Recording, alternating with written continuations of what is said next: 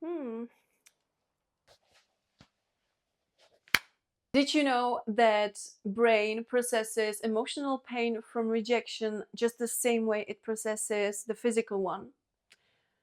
UCLA neuroscientists found out that being socially rejected lights up the exact same brain areas as breaking your arm.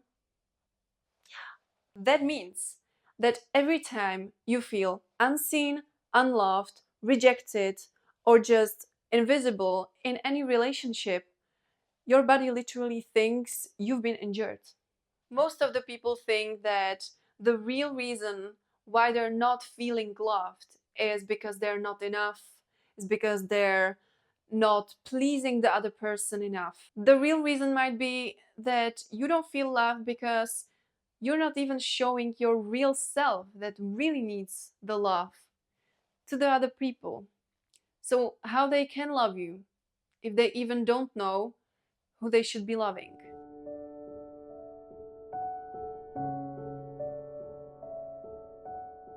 Hi, I'm Edith, and on this channel you'll find practical tools and insights on how to live in alignment, how to rebuild the self-trust, and finally live as your true self according to your own values. Here you'll find 3 videos per week on topics that really matter. And I'm genuinely happy that you took a little bit out of your day to spend it with me to talk about you. So let's get into it. We've all been there. We're giving into the relationships, we're literally pouring all our energy into one person or into our family. And we play the part that others expect from us, to be the smart one, to be the quiet one, to be the strong one, to be the achiever. And when the lights turn off in the night and you lay down and you look in the ceiling and you just almost don't feel anything. And it's not that people aren't saying, I love you. They might love you, but they only love the version you allow yourself to show to them. Therefore, they might not love the real, true you that you're simply afraid to show. Because once they wouldn't love the true version of you, that would hurt. Because we as human beings, all we need is really love. John Lennon was right. But truly the most painful feeling is to be surrounded by all the people that love you and to feel still so freaking alone. Carl Jung, the famous Swiss psychiatrist, once said that the privilege of a lifetime is to become who you truly are. But here's the problem. Most of us trade this privilege for approval. And trade like this will always leave you empty. So what happens if nothing changes? Well, you will still keep pouring your energy into connections that drain you instead of fill you. And you will still hear, I love you, but you'll never believe it because you know that it is not real you that's been loved. And over time, resentment builds. And you'll start thinking, is there something wrong with me? Why do I feel so unloved? Am I even lovable? And here's the truth. You're not broken in any way. This is just a pattern. Pretending might keep the peace for a while, but it definitely kills intimacy. And now I want you to think about your life. Where do you pretend? Take really, literally pause this video and think, sit down and think. Just think in silence for like 2 minutes. Where am I pretending to be someone else? Of course, we all play roles. If you're a lawyer, you're not gonna, behave the same way as you would behave with your 3-year-old child. Of course, there is the role, but in each role, there is a person with very strong values and with strong beliefs. Is this the person everywhere in every role? Or are you pretending that you'll be someone else just to please others, just to avoid conflicts, just to, So think about it. Pause this video right now and then return back.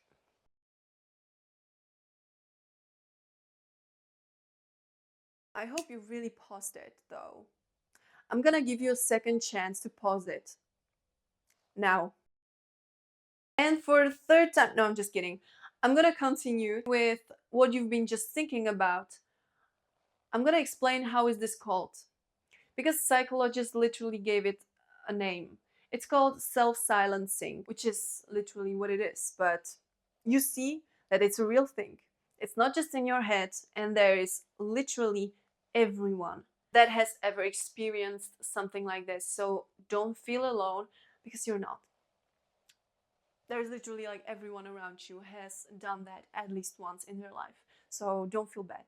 And listen to me right now, because this is extremely important, and it can really show you if you really are trying to be aware, or if you already are aware. It can literally show you the answer or some hints to why your some kind of physical pain has showed up in your life. It's that important, because self-silencing gives you way more anxiety, and it's really connected with physical illness. It literally eats you away. So pay attention to that.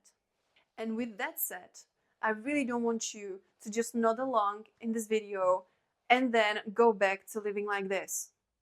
That's why I created a free 5-week journey that's called the Identity Reset. And there is a plenty of shadow works, book recommendations, and daily tiny exercises that are really easy, but it will give you the sense, and it will give your brain the sense of, oh, I'm worthy of care.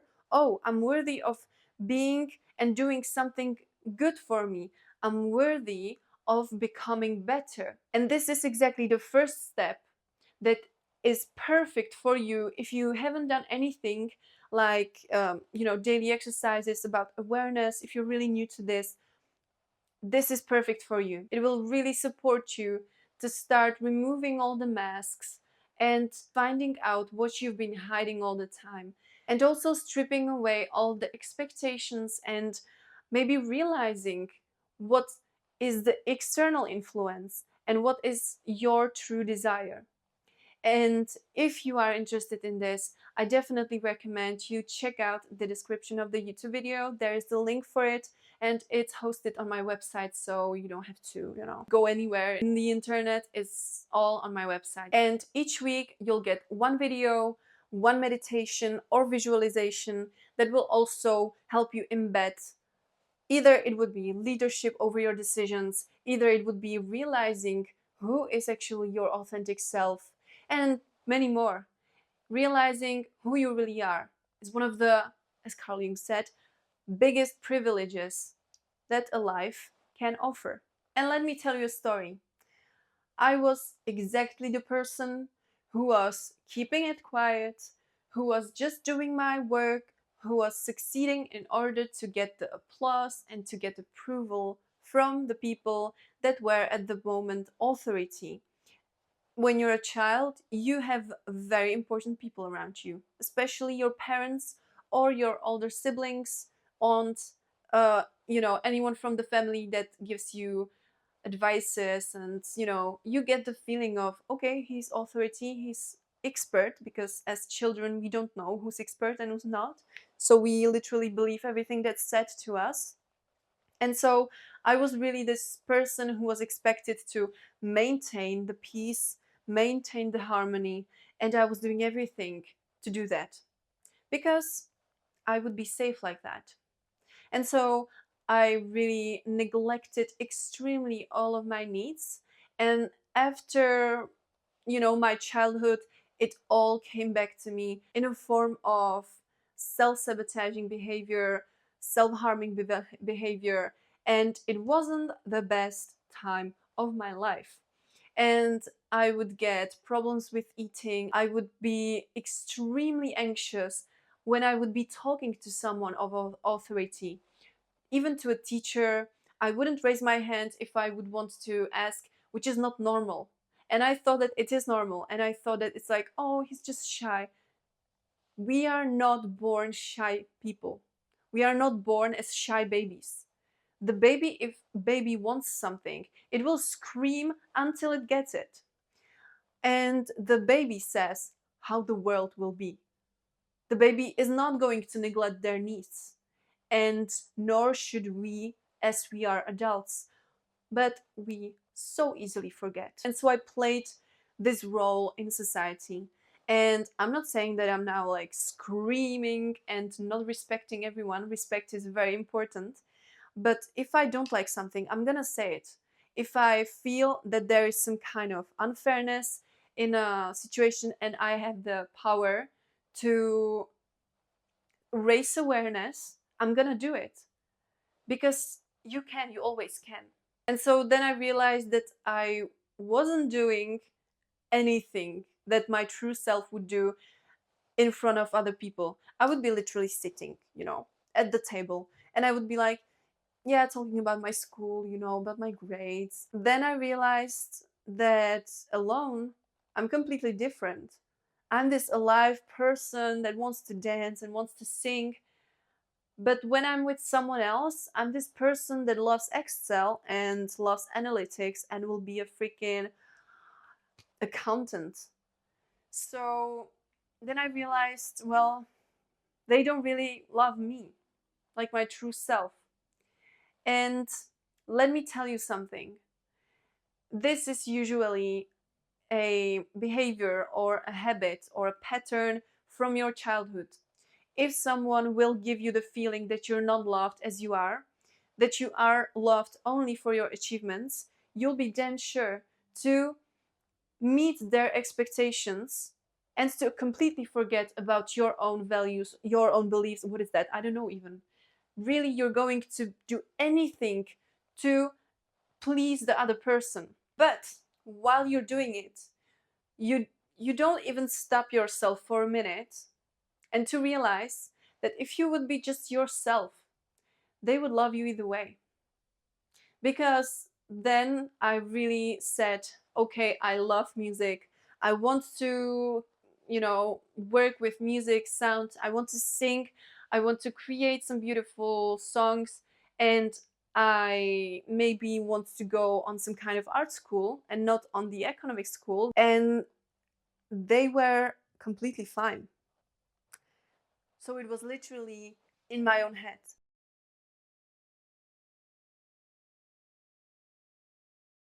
And this is why I'm making this video.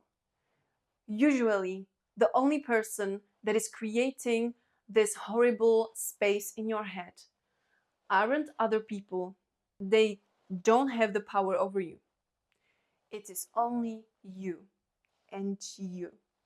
And if you really want to see a person to blame for, go into the Mirror Museum and go alone. And you will have a lot of people to point at. And so the moral of this story, pretending is of course safer, but it keeps you invisible. And the fact that you are invisible to others means that you are showing to yourself that you're not worthy of being seen as your real self. And this is the root of loneliness, anxiety. Think about your early teachers that you think they shaped you in a way. Think about everyone who has shaped you throughout your childhood until the year 7. And imagine they are all in one room and you enter the room. But this time, you enter the room as your real, authentic self that is doing maybe completely different job than the teacher said. The expectations were completely different from each person because each person was also came through their own life and also from their own parents and grandparents. There is some kind of belief system, trauma system.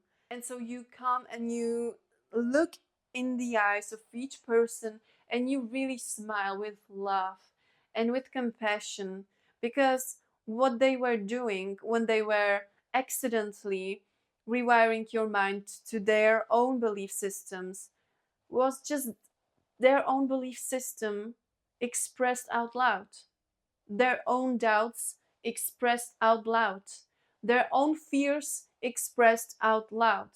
Anything that the person will say ever to you that you can do it means that they can't do it. So what we're gonna do, we're gonna go get it. And as you show up as your real self and they really listen to you and they really say, I love you.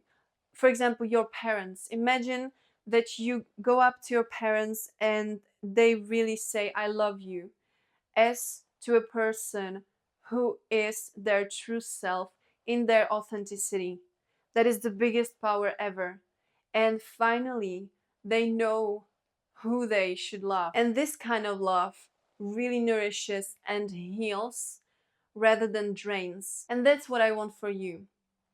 And the process might be actually way faster than you believe. See, people will only love you to the point that you love yourself. No one can ever love you more than you love yourself. So, what is the next step? Well, to develop a very solid self-love. And you can do it after watching this video. This is the first step that you want to do. You finish this video, and then before you go anywhere today or tomorrow, I want you to do this. Go up to your mirror, look yourself right into the eyes, and try to really feel while you're saying, I love you. You wouldn't think how hard is that. So really try it. And I'm telling you, if you really want to get the love from others, you first need to have the same amount of love that you desire from yourself to yourself. And this is the easiest, but actually it's very simple to just go up to the mirror and just say, I love you, but mean it. Like really just looking yourself into the eyes and really mean it. To accelerate it a little bit more, science shows that your brain follows your body, which means imagine a very confident person. How does he walk? How does he talk? Literally imitate them. Imitate a person who is so freaking confident it scares you. But it shouldn't scare you, of course. Take a little tiny steps, but always take one specific thing that you really love about the person. I would say, imagine Jordan Belfort from The Wolf of Wall Street. How does he talk? How does he talk to clients? How does he walk? How does he laugh? How does he smile? Be literally like a child. Because what children do? How come that you are so same in some of behaviors of your parents? Because you subconsciously imitate. We as people, we need to imitate in order to literally survive. So give that a shot. Also, as I said, the brain follows the body. If you imitate someone, and your brain and you yourself will immediately you will notice that you are walking like this, that you are walking with your chest up, that you're walking and you are looking in the people's eyes. You are literally going to rewire yourself into confidence. The more confident you are, the more you love yourself, the more you are likely to like yourself, love yourself, respect yourself, and admire yourself. So right now, if you're slouching or shrinking, no. Imagine that there is like a whole lot of Jordan Belforts looking at you and you really want to impress them. Or this is another thing, when I want to feel confident, and why I'm talking about confidence, because really, by confidence, you really feel that you love yourself more because you are doing all this effort for yourself, you know? And effort is a love language also. So if I want to behave somehow that I know that I would imitate, I would think about the person I'm imitating looking at me and evaluating me. So I would be like, okay, I would literally imagine that Jordan Belfort is looking at me and evaluating me, and he will give me feedback after. So you really want to do it well.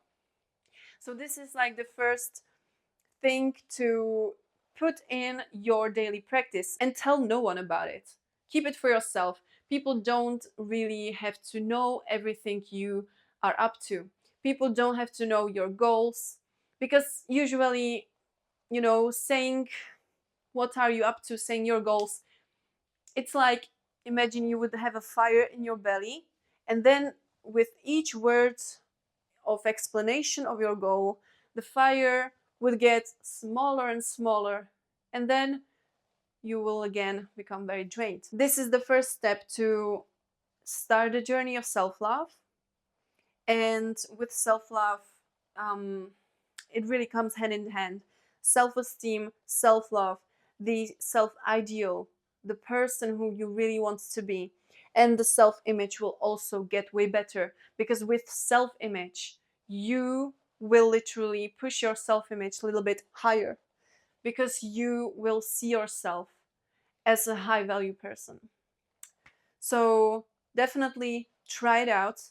It's incredible. Everything that I've just said to you, if you haven't written it down, go, I don't know how many minutes. I'm gonna give you the time here. Make sure you write it on paper, please, or at least in your notes. And do this every morning. Every morning you wake up, do this little exercise. You can create your exercise out of this. You can either be like, okay, so first you go into the mirror, you say, I love you, I love you, I love you, 10 times ideally, but really mean it. And you don't have to like start with meaning it. You really are going to work up to feel it and to really mean it. And then you can dress like someone of a high value, and because your self-image will get better. And then you are going to choose a person who really inspires you, and you're going to talk and walk like the person, you're going to show up like the person, or if you want, you are going to be like the person and also have the person looking at you. It's just up to your imagination, and really change and working on yourself. It's from a very, very big part about imagination. And everyone has imagination. And of course, if you want to go a little bit further, there is still the identity reset. Don't forget that it's completely for free. You have nothing to lose and you have everything to gain. So make sure you check the description of the video. It's waiting for you there. And so that's everything for this video. I really hope you've taken something valuable out of this. And let me leave you with this. You deserve to be loved for who you truly are. And you have been all the time, always enough. And so now, it's just time to start living like it. Stay awesome. Bye.